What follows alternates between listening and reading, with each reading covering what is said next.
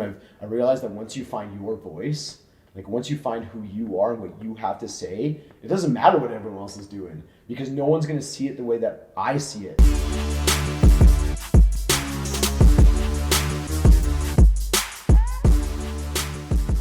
Welcome to On the Road. Today we are joined here with Greg Denis. What's up? Thanks for having me. Thanks for joining us.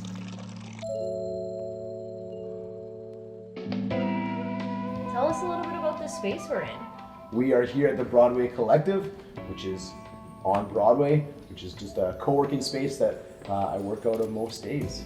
Nice, awesome. Well, we're excited to be here and we're excited to hear a little bit more about your story. So Greg, can you tell me, what is your driving passion around nonprofit work and mental health? Yeah, I think for myself, recognized early on in life that life isn't always fair. Sure. We all get dealt different cards and have to learn how to deal with that in different ways. And for me, I think I dealt with, I lost my dad to cancer when I was 11 years old and just dealt with it in a really unhealthy way. Just became kind of just angry and bitter at life and pushed people around. And I always tell people, I became one of those typical bullies. It wasn't like the physical, I didn't beat kids up or anything like that, but just emotionally tried to bring people down because I didn't want them to get close to me. And I didn't have the vocabulary even to address the struggles that I was facing, to address what was going on in me. And so for me, my passion around mental health and helping kids overcome adversity and recognizing that they have the ability to grow in those seasons became just a passion of mine. So trying to help young people navigate the life that they have and the life that they've been given and whatever comes at them, giving them the tools to overcome those things. Wow, that's a powerful story right there. I feel like I can relate a little bit with losing a parent at a young age and how that affects your high school journey or your young adult journey. Tell me a little bit more about what you guys are doing and how you're helping these students. Yeah, so run a nonprofit called Legacy One, based here in Saskatoon, and we are a urban arts collective. So we're a bunch of artists, poets, DJs, singers, songwriters, and we focus on equipping youth, equipping students to live resilient lives and to thrive in their mental health. And the way that we do that is through our arts. And then we also have a workshop called Flip the Script, where we actually give kids a kind of a life mission statement, so that when they face struggles in life, they know how they're going to adapt to it. There was a study put out in the UK last year, and it talked about how a lot of times depression and suicide, what leads people down that path is not a bunch of small things, it's a life event that happens and people don't know how to deal with it. And so we try to give kids the tools that when they face those life events, those big moments in life, they're going to deal with them in a healthy way. That's a powerful tool. Wow. Flip the script. Flip the script. Speaking of scripts, do you have a little something you can share with us? Yeah, like a little spoken word piece. Sure, like a couple lines or two or whatever you're feeling. I feel like you got to sit up when you're doing like spoken word. It's weird to do it when you're sitting down, but struggle. You were never the enemy, always able to see what's ahead of me, building perseverance, character, hope through adversity. Your beauty's like an adverb to me. You modify my means, bring greater clarity to my dreams. Your hands hold understanding, demanding lessons to learn from. Your words weighted with wisdom. Oh. Yeah. There we go. Yeah. That's powerful. Thank you. I gotta say, Greg, you have a big heart, and it seems like you often are just trying to create platforms for other people to be successful. What is one piece of advice you would give to someone who wants to pursue their passions, whether it's in the creative field or maybe something else? Yeah, I think for me, what I learned early on in my artist journey is you got to surround yourself with the right people. I'll say it like that.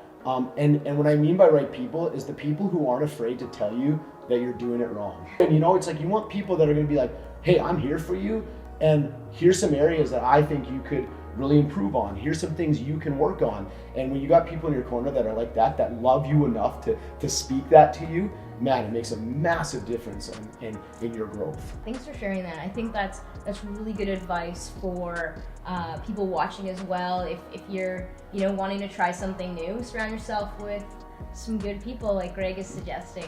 For people that are joining us at home, they may be wondering, what are a couple mental health tips that we can apply during this season?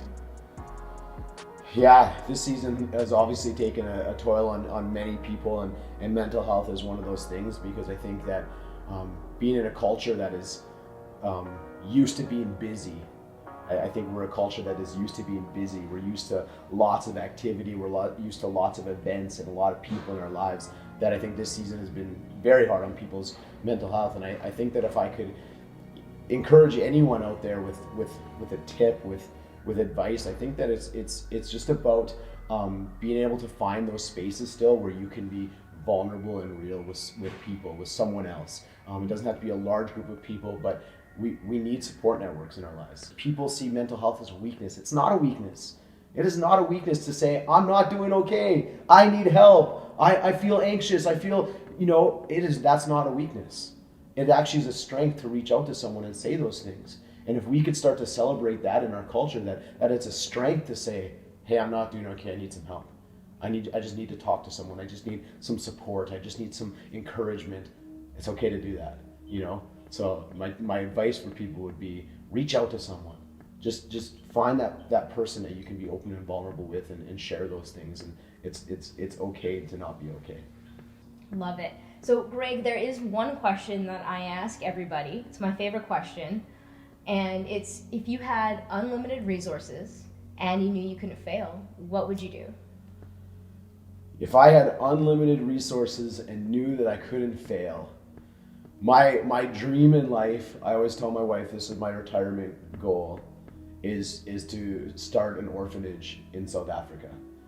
And so I think that would be my dream. If I had unlimited resources and knew it couldn't fail, I would start an orphanage in South Africa and just love some of the most vulnerable kids in that country really well.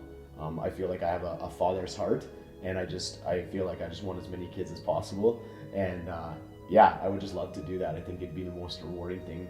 That's awesome, Greg. You definitely do have a compassionate heart, and I'm grateful that you were able to share it with us today and for the viewers at home. If people want to get a hold of you, learn more about your journey, where can they find you? Yeah, you can go to my website, poetreason.com, if you want to follow me in my journey. I got a website there. I got YouTube, Spotify, Apple Music, all of those things, Instagram, Facebook. And if you want to follow our charity, our nonprofit, and what we're doing in high schools and schools across Canada, you can go to legacy1.ca. As well, you can go to YouTube and Spotify and Apple Music. We've got a bunch of videos of music out under Legacy One as well. Awesome. Well, check them out and stay tuned for the next episode of See You on the Road. Cheers. Cheers.